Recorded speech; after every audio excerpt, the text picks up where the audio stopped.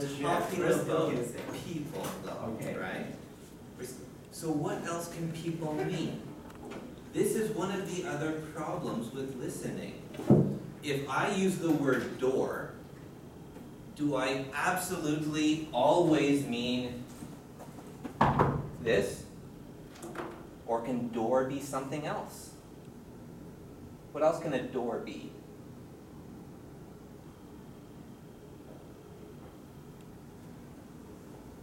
Well, that's true for photography, maybe. Questions are the doorway to learning. Learning is just on the other side. You just have to go through that door. You have to ask the question. I'm not talking about a real door, right? Yeah.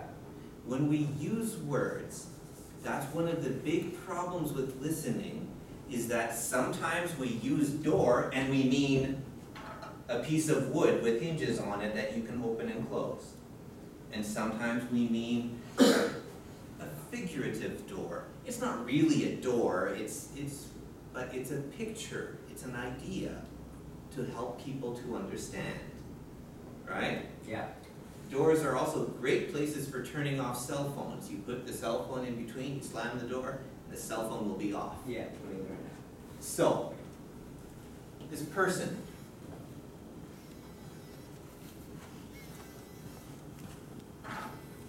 Which person is this? Okay.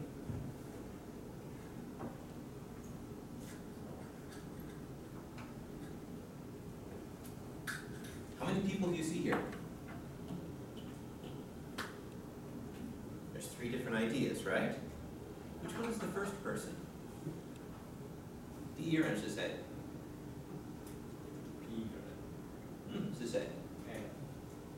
Okay, there's that. But if we're talking, this is history or grammar? Grammar. This is grammar. So in grammar, the ear and say. I, right? 我. The er 是谁? 第三人人我们你们他们 right?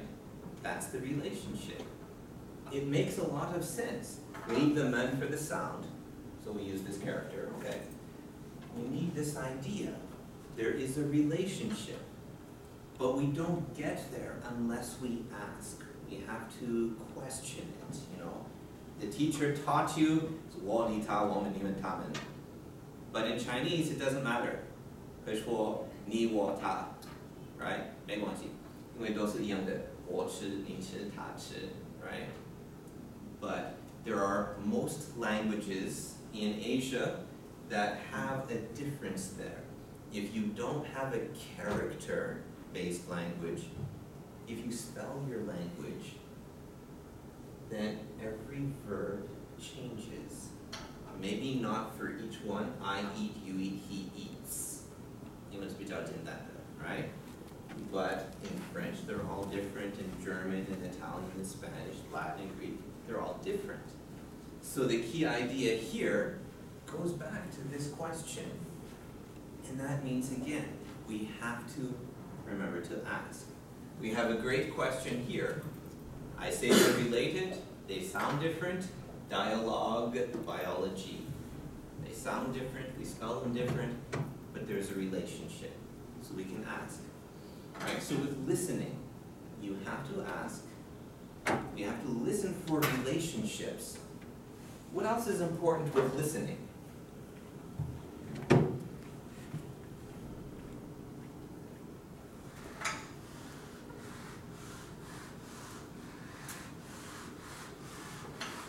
If you don't know a word, you can guess. You can listen for relationships and guess. I do this all the time in Chinese. Chinese only has 500 syllables, different syllables. So I always hear relationships in words. I still think that dumplings and sleeping go together. I mean, it makes sense. Maybe the bed is shaped like a dumpling, I don't know. But there are things that you can hear that maybe they're wrong, but you can ask, right? Well, you can learn a lot that way by asking. What about some of the other problems with listening? When we have dialogue, we can ask. But, is this listening? Well done. Or like reading. I can do both, right? Yeah. Wrong. That's part of the problem. What's the difference between the verb hear and the verb listen?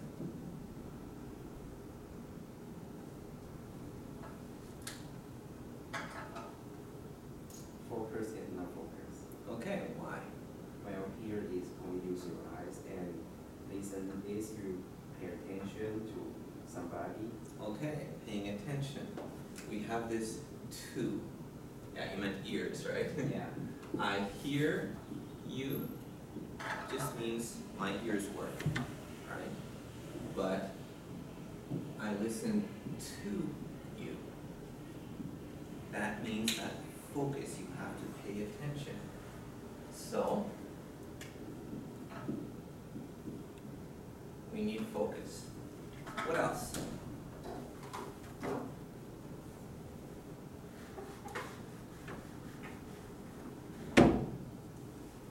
And listen including to understand how people talk. You just like come from here and talk over here. Yeah, right?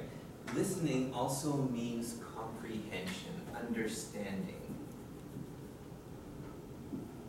When we talk, this is a fancy way to say understanding, right? It's a similar meaning, it's not exactly the same, but what it means is that you take something to yourself, okay? You take it in, you understand it. Listening also means, if you take it in, aren't you a different person? If you go to a restaurant and you see the food on the table, but you don't eat it, you see the food and you walk away, your body doesn't change, right? But if you take something and put it in your mouth and you swallow it, then your body changes. The same thing with listening, right? If you focus and you understand, then you become a different person. Okay? Is there anything else that's hard about listening?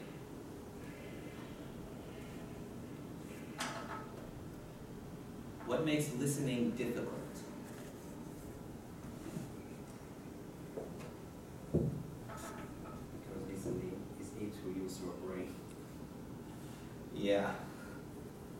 Well, there's that. You need to focus. What makes listening difficult? If we want to talk about practicing listening, if you want to practice listening, what do you need to be careful about? What are some of the problems? Attitude. Attitude? Okay. Yeah. Well, that's true for anything. I mean, Right. if you don't have the right attitude, Yeah, then, yeah. but, okay, so something about listening. How can you practice listening? Make the answer. How do you practice listening, though? What are different ways that you can practice? I mean, you can come to English class, Yeah. and the teacher can talk at you, right? What else can you do to practice? Ask. Well, you can ask questions, and then you get more answers, you have dialogue. But what else can you do to practice? If you don't have someone else to practice with, how can you practice listening? Well, learn and heard a song, listen a song, and to understand what Okay. they're singing. Listening Yeah. To to a song, Yeah. right? So you can listen to music, right? But listening to music, is it always good for your language skill? know. Okay, why not? What are some songs that don't help, or some kinds of music? Some popular songs have a terrible grammar and dirty words. Okay, there's that. If you listen to something for practice, but the language they use is not good language, that's what you'll sound like, right? So that would be bad. Okay, so we can talk about poor grammar. You talk about bad words. we can also talk about accents, right? The way different people sound. So, what do you think is the hardest English accent to understand? Sure. Australian. Australian, Yeah. okay. Aaron. Arabs, okay, Arabic. Their accent can be difficult. What do you girls think? What's the most difficult English to understand that you have heard? They're not that hard. You just need to know what you're listening to.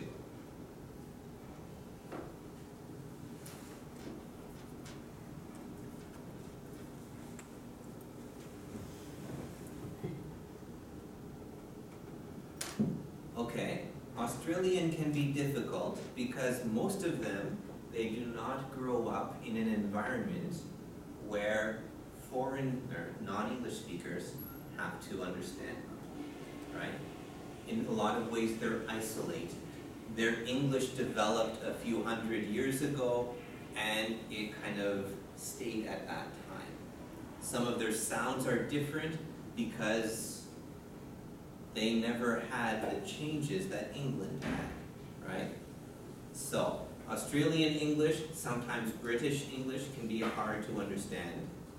I don't understand a lot of the British accents, especially the ones from the other parts of the UK, like Irish. If you listen to their accents, half the time I don't know anything they're talking about. Also some of the American accents, right? And even in Canada, if you look at a map of North America, there's them, there's, their real countries, and then, yeah, I'm prejudiced. Alright, yeah, and then these people down here. Okay. I saw a really good picture that showed how America is Canada's underpants. Yeah. It was a really great image. Okay. One of the problems is the areas on the east coast. So that includes eastern Canada and places like New York as well. Some of them have a very strong Irish-based accent still. And some of them, they've been there for a long time. So their language is still that strong accent. They can be very hard to understand, right? Some of the people down here, especially, around Louisiana and that area, some of them, you won't understand them. I mean, you can ask them to say something again and again, and the Americans know this, and they make fun of them for that. They actually joke about it a lot. Yeah. So, generally the most neutral accent in English you'll find is pretty much from that area, okay? It doesn't mean this is the best English. It means that the accent